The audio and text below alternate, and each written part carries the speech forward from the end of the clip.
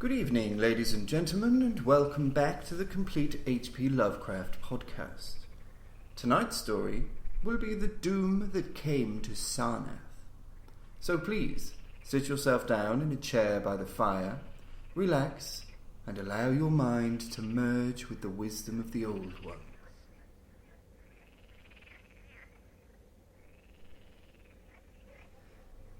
There is in the land of Nar a vast still lake that is fed by no stream and out of which no stream flows.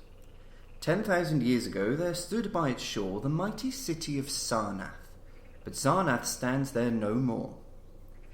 It is told that in the immemorial years when the world was young, before ever the men of Sarnath came to the land of Nar, another city stood beside the lake, the grey stone city of Ib, which was old as the lake itself, and peopled with beings not pleasing to behold. Very odd and ugly were these beings, as indeed are most beings of a world yet inchoate and rudely fashioned. It is written on the brick cylinders of Cadatharon that the beings of Ib were in hue as green as the lake, and the mists that rise above it. That they had bulging eyes, pouting flabby lips, and curious ears, and were without voice. It is also written that they descended one night from the moon in a mist, they and the vast still lake and grey stone city Ib. However this may be, it is certain that they worshipped a sea-green stone idol, chiselled in the likeness of Bokrok, the great water lizard, before which they danced horribly when the moon was gibbous. And it is written in the papyrus of Ilanek that they one day discovered fire, and thereafter kindled flames on many ceremonial occasions. But not much is written of these beings, because they lived in very ancient times, and man is young, and knows little of the very ancient living things. After many eons, men came to the land of Nar, dark shepherd folk with their fleecy flocks, who built Thra, Ilanek, and Cadatharon on the winding river Ai. And certain tribes, more hardy than the rest, pushed on to the border of the lake and built Sarnath at a spot where precious metals were found in the earth. Not far from the great city of Ib did the wandering tribes lay the first stones of Sarnath, and at the beings of Ib they marvelled greatly. But with their marvelling was mixed hate, for they thought it not meet that beings of such aspect should walk about the world of men at dusk. Nor did they like the strange sculptures upon the grey monoliths of Ib, for those sculptures were terrible with great antiquity. Why the beings insculptured lingered so late in the world, even until the coming of men, none can tell, unless it was because the land of Nar is very still, and remote from most other lands both of waking and of dream. As the men of Sarnath beheld more of the beings of Ib, their hate grew, and it was not less because they found the beings weak, and soft as jelly to the touch of stones and spears and arrows. So one day the young warriors, the slingers and the spearmen and the bowmen, marched against Ib, and slew all the inhabitants thereof, pushing the queer bodies into the lake with long spears, because they did not wish to touch them. And because they did not like the grey sculptured monoliths of Ib, they cast these also into the lake, wondering from the greatness of the labour however the stones were brought from afar, as they must have been, since there is naught like them in all the land of Nar or the lands adjacent. Thus of the very ancient city of Ib was nothing spared, save the sea-green stone idol chiselled in the likeness of Bokrok the water lizard. This the young warriors took back with them to Sarnath as a symbol of conquest over the old gods and beings of Ib, and a sign of leadership in Nar. But on the night after it was set up in the temple, a terrible thing must have happened, for weird lights were seen over the lake, and in the morning the people found the idol gone, and the high priest Taran-Ish lying dead as from some fear unspeakable. And before he died, Taran-Ish had scrawled upon the altar of chrysolite with coarse shaky strokes the sign of doom. After Taran-Ish there were many high priests in Sarnath, but never was the sea-green stone idol found. And many centuries came and went, wherein Sarnath prospered exceedingly, so that only priests and old women remembered what Taran-Ish had scrawled upon the altar of chrysolite. Betwixt Sarnath and the city of Ilanek arose a caravan route, and the precious metals from the earth were exchanged for other metals and rare cloths, and jewels and books and tools for artificers and all things of luxury that are known to the people who dwell along the winding river Eye and beyond. So Sarnath waxed mightily and learned and beautiful, and sent forth conquering armies to subdue the neighbouring cities. And in time there sate upon the throne in Sarnath the kings of all the land of Nar, and of many lands adjacent. The wonder of the world and the pride of all mankind was Sarnath the Magnificent. Of polished desert-quarried marble were its walls, in height 300 cubits and in breadth 75, so that chariots might pass each other as men drave them along the top. For full 500 stadia did they run, being open only on the side toward the lake, where a green stone sea wall kept back the waves that rose oddly once a year at the festival of the destroying of Ib. In Sarnath were 50 streets from the lake to the gates of the caravans, and 50 more intersecting them. With onyx were they paved, save those whereon the horses and camels and elephants trod, which were paved with granite. And the gates of Sarnath were as many as the landward ends of the streets, each of bronze and flanked by the figures of lions and elephants carven from some stone no longer known among men. The houses of Sarnath were of glazed brick and chalcedony, each having its walled garden and crystal lakelet. With strange art were they builded, for no other city had houses like them, and travellers from Thra and Ilanek and Kedatharon marvelled at the shining domes wherewith they were surmounted. But more marvellous still were the palaces and the temples, and the gardens made by Zokhar the olden king. There were many palaces, the least of which were mightier than any in Thra or Ilanek or Kedatharon. So high were they that one within might fancy himself beneath only the sky. Yet when lighted with torches dipped in the oil of Dotha, their walls showed vast paintings of kings and armies, and of splendour at once inspiring and stupefying to the beholder. Many were the pillars of the palaces, all of tinted marble and carven into designs of surpassing beauty. And in most of the palaces the floors were mosaics of beryl and lapis lazuli and sardonyx and carbuncle and other choice materials, so disposed that the beholder might fancy himself walking over beds of the rarest flowers.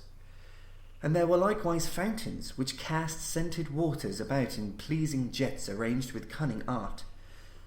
Outshining all others was the palace of the kings of Nar, and of the lands adjacent.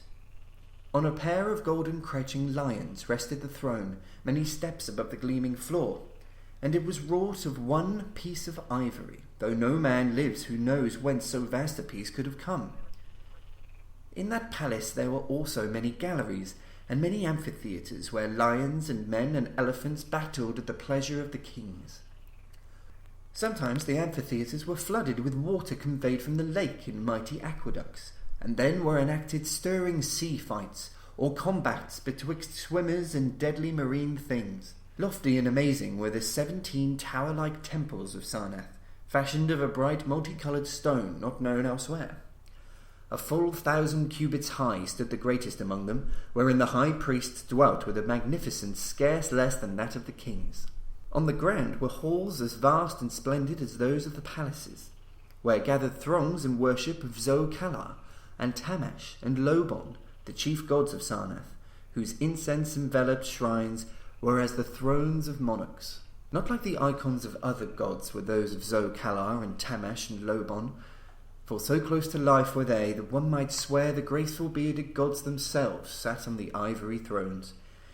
And up unending steps of shining zircon was the tower chamber, wherefrom the high priests looked out over the city and the plains and the lake by day, and at the cryptic moon and significant stars and planets and their reflections in the lake by night. Here was done the very secret and ancient rite in detestation of Bokruk the water lizard, and here rested the altar of Chrysolite, which bore the doom scroll of Taran Ish. Wonderful likewise were the gardens made by Zokhar the olden king. In the centre of Sarnath they lay, covering a great space and encircled by a high wall, and they were surmounted by a mighty dome of glass, through which shone the sun and moon and stars and planets when it was clear, and from which were hung fulgent images of the sun and moon, and stars and planets when it was not clear. In summer the gardens were cooled with fresh, odorous breezes skillfully wafted by fans, and in winter they were heated with concealed fires, so that in those gardens it was always spring. There ran little streams over bright pebbles, dividing meads of green and gardens of many hues, and spanned by a multitude of bridges. Many were the waterfalls in their courses, and many were the lilied lakelets into which they expanded. Over the streams and lakelets rode white swans, whilst the music of rare birds chimed in with the melody of the waters. In ordered terraces rose the green banks, adorned here and there with bowers of vines and sweet blossoms, and seats and benches of marble and porphyry. And there were many small shrines and temples where one might rest or pray to small gods.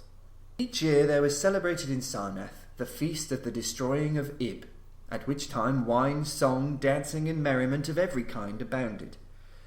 Great honours were then paid to the shades of those who had annihilated the odd ancient beings, and the memory of those beings and of their elder gods was derided by dancers and lutanists crowned with roses from the gardens of Zokar. And the kings would look out over the lake and curse the bones of the dead that lay beneath it. At first the high priest liked not these festivals, for there had descended amongst them queer tales of how the sea-green icon had vanished, and how Taran Ish had died from fear and left a warning. And they said that from their high tower they sometimes saw lights beneath the waters of the lake.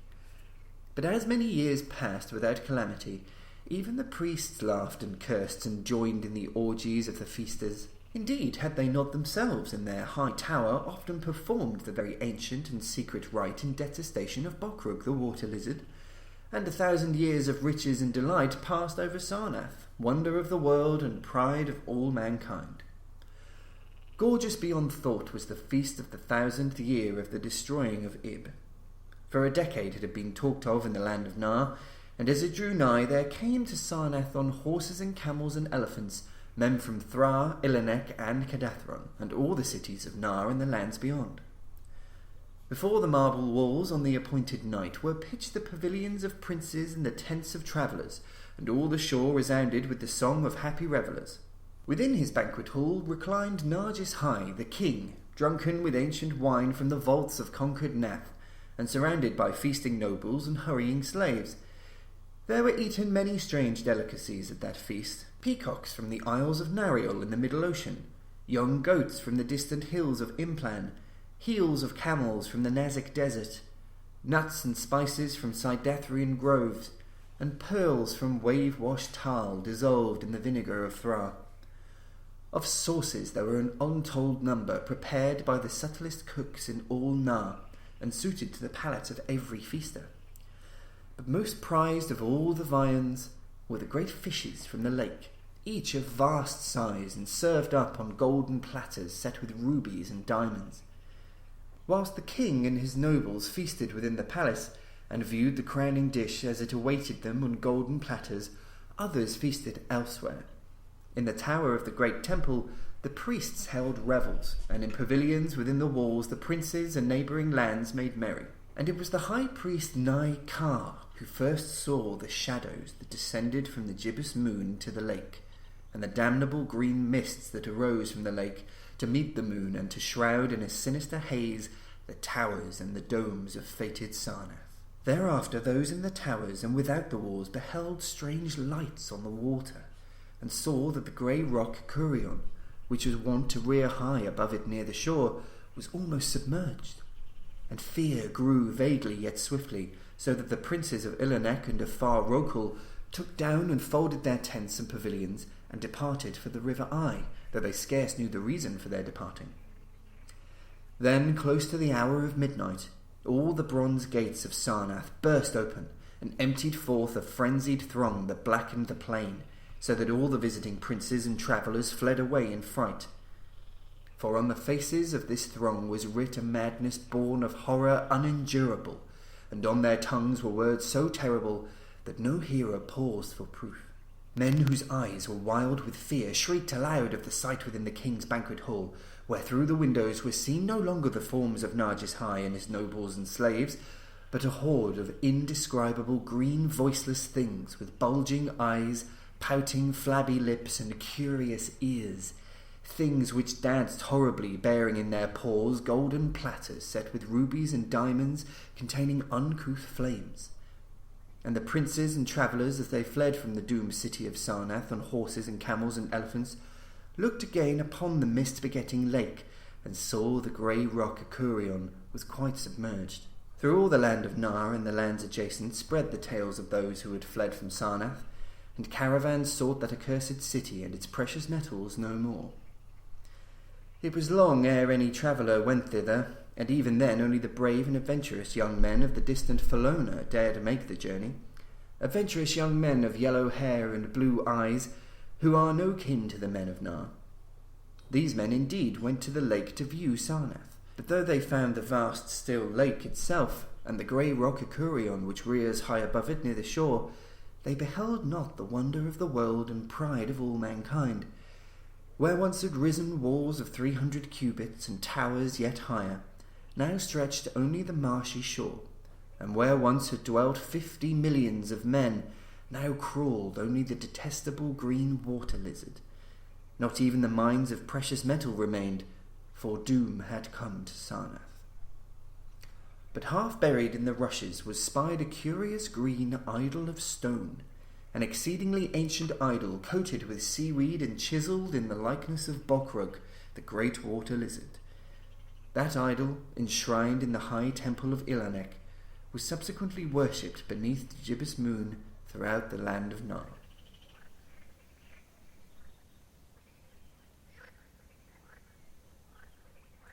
That, ladies and gentlemen, brings us to the end of tonight's podcast. We hope you enjoyed it, and that you certainly don't have any nightmares. Do join us next week, when our story will be The Statement of Randolph Carter. Good evening.